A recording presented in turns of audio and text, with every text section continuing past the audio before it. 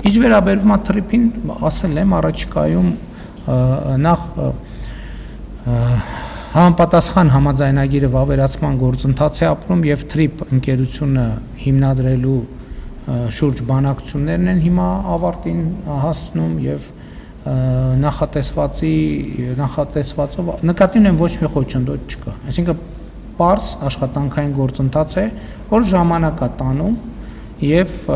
Հայաստանի եւ Միացյալ Նահանգների ներկայացուցիչները իրար հետ աշխատում են, իսկ խաղաղությանը ոչ մի խոչընդոտ չկա, որովհետեւ խաղաղությունը հաստատված է։ Հիմա մենք օրակարգ ունենք, այսինքն մենք այսօր այնպես վիճակում չենք կամ իրադրությունն է, որ խաղաղությունը կա տեղում է։ Ուրիշ բան խաղաղության, ինչպես նախկինում ասել եմ, ինստիտուցիոնալացման ուղղությամբ պետք է քայլեր ձեռնարկենք եւ տրիպն էլ է խաղաղության ինստիտուցիոնալացման քայլերից, որովհետեւ երբ որ ճանապարհները բացվեն եւ տեղի ունենա հաղորդակցություն ապա շրջափակում, դա շատ ուժեղ երաշխիք է խաղաղության, որովհետեւ այդ խաղաղությունից բոլոր երկրները իրենց օգուտները կստանան։ Խաղաղության համաձայնագրի ստորագրման շուրջ աշխատանքները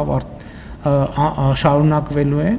եւ մենք շարունակում ենք ադրբեջանական կողմի հետ այդ թեմայով աշխատել։